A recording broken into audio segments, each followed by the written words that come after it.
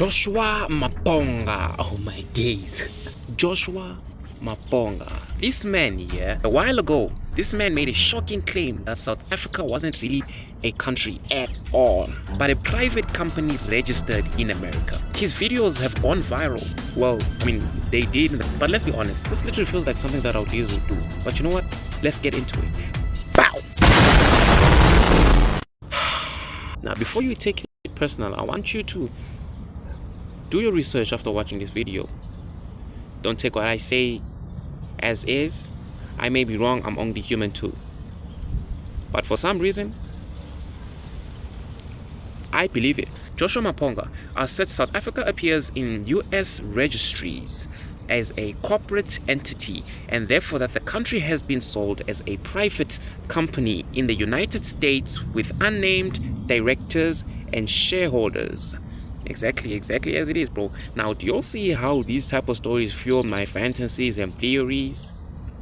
But I feel like this one isn't a theory per se. This is reality.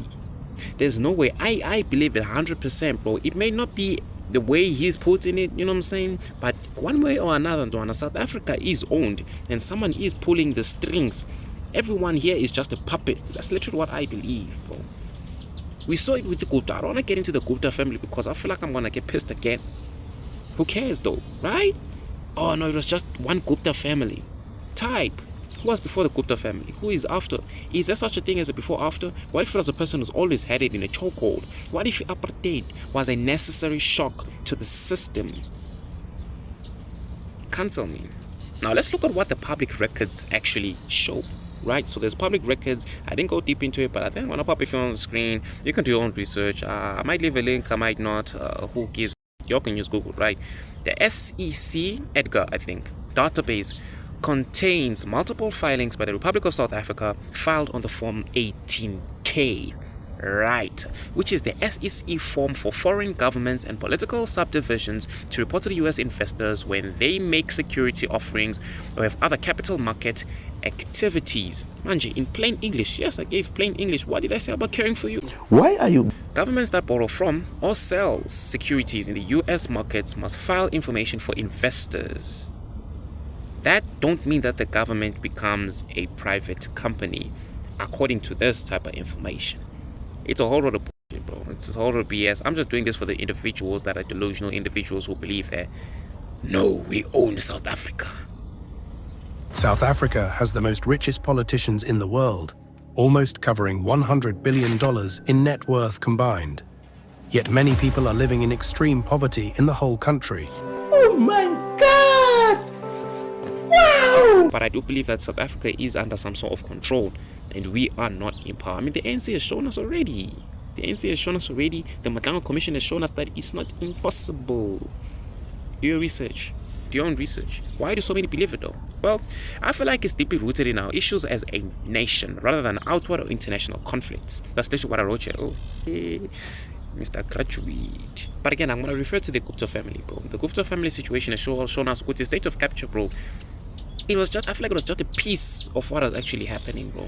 I don't want to get into theories as to, okay, they're trying to show us this, and that. It doesn't make sense. It's uneducated, but I'm uneducated too. So I feel like I have the right to say these things, you know what I'm saying? Because, like, type, you know what I'm saying? Yeah. Is it too soon? I mean, bro, what about the state of capture? Isn't the state of capture happening already? Not a state of capture per se, but like there's something happening in Tembisa Hospital. I didn't do research. I'm going to do a video into it. But it basically highlights what I said about how crime or corruption has infiltrated every single sector of South Africa. Healthcare, brother. Basically, long-standing inequality, perceptions of elite capture, privatization, and the legacy of colonial economic relationships makes the story more emotionally convincing. Right. But the reasons Maponga could be wrong are the Form 18K is explicitly for foreign governments, etc., etc. So South Africa is a recognized sovereign state and a UN member with embassies and a permanent mission to the UN. Participation in international diplomacy, treaties, etc., etc. All these functions are functions that are basically of a state, not a private company. What about the state capture scandals, bro? What about the capture of key institutions like South Africa? Yeah. I'm gonna refer Gupta again. SARS, ESCOM losing billions every year. Media narratives pushing nonsense. The ANC. I mean, come on. You can't tell me you don't believe this stuff. You can't tell me South Africa isn't under some type of control, bro. Someone is running the show, and it's obvious, because why are we struggling like this then? It's because I would imagine that a black mind isn't so intelligent, bro.